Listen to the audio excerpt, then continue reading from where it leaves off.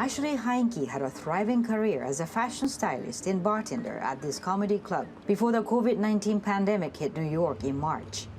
Since then, the live entertainment industry has been in lockdown, and she's been unable to find regular work. Anything that you apply to, you find online, you're like one of over 200 applicants. So your resume being seen, the odds and chances are very unlikely. Ashley is one of about 12.6 million Americans who are currently out of work. While that number has been declining for 5 months in a row, it's still significantly higher than pre-pandemic levels. New York City's labor market has been hit particularly hard. The unemployment rate here is almost double the countrywide rate, 14.1% in September compared to 7.9% nationwide.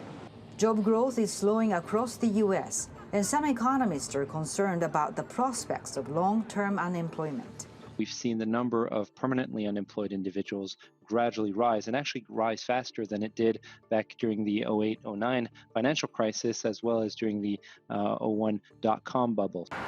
There are some signs of improvement. Retail sales accelerated 1.9% in September. Jobless claims for the week ending October 23rd fell to 751,000. And third quarter GDP surged 33.1% on an annualized basis, a sharp reversal from the 31.4% contraction in the prior quarter. But much of those gains came from temporary stimulus measures and the loosening of lockdown restrictions over the summer. That GDP measure is largely backward-looking, so it fails to provide any accurate description of the state of the economy today.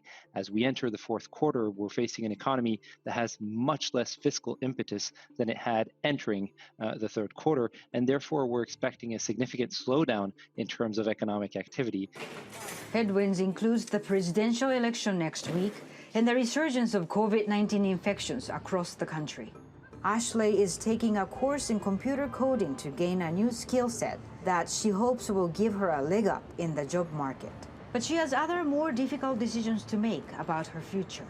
You have to think like, okay, rent, when is my lease coming up? And even when it does come up, do I want to renew and pay monthly rent, in a city where I'm not working, I'm not making money? The IMF expects the U.S. economy to contract by 4.3% this year. But with the country averaging more than 70,000 new coronavirus cases a day over the past week, surging past records set in July, the outlook could be much worse. Kyoko Gasha, TLT World, New York. Well, for more on this, Christian Lawrence joins us now from New York. He's Senior Market Strategist at Rabobank.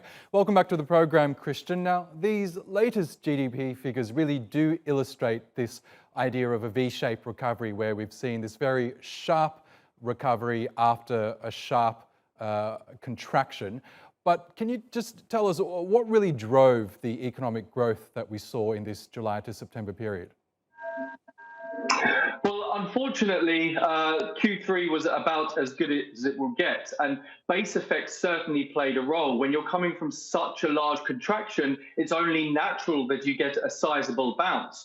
And of course, that was also helped by the fiscal support we saw, and it was helped by the ending of lockdowns. Of course, we saw a big recovery in the labor market as well. But unfortunately, the hard work is now ahead of us. Jobs are going to become increasingly difficult. And when we look at the shape of households, well, even today's data gave us some warning signals. We saw that real disposable income declined by 16.3%. We saw the savings rate decline from 25% to 15.8%. And this all means that going forward, the health of the US consumer, and consumption is the engine of the US economy, they're not looking in that good a shape. And if we look at what's happened in Europe with COVID cases, if we see something similar here, it could be a very difficult fourth quarter and into 2021 indeed. Now, we know earlier this year, US lawmakers passed around $2.5 trillion worth of fiscal stimulus. To what extent did that really boost economic growth in the preceding months? And how important is it that they agree on a new stimulus deal in the coming months? It played a huge role. One cannot understate just how important it was because essentially it prevented household balance sheets from being completely destroyed. But as with those statistics I just mentioned on disposable income and savings, we know that the impact of that stimulus is fading very rapidly indeed. And unless we get another round to support consumers, to support households, the future is going to be pretty bleak. Now, I think it's fair to say that regardless of who wins the election next week, we will certainly get another stimulus package because the economy needs that. But the question is, how big is it? And really, that comes down to who controls the Senate and who controls the White House. Now, as you say, the historic plunge in GDP we saw in the second quarter was caused by widespread lockdowns, and the historic expansion we saw in the last quarter was a reversal of those lockdowns. How worried are you, how worried are investors that we might see a return to lockdown measures as cases across the US really spiral out of control? Well, it's interesting because until this week, the US didn't really seem to be pricing that in at all, despite the fact that, of course, we have seen more in the way of lockdowns across Europe, whether it's the UK, Germany, or France. But this week, with the surge in cases really accelerating in Europe, I think the market took a little bit of a step back and said, well, hang on a second. We know that the US isn't immune to it. We know what happened earlier in the year when we saw things occurring in Europe, and eventually it came to the US with around about a 1 month lag.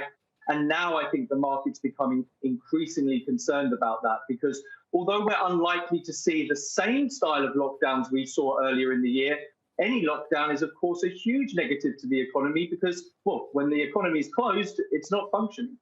It sure is, and we know the two men vying to become president have very different approaches to how to handle this pandemic. We'll have to leave it there though, Christian, but thank you again for joining us on the program.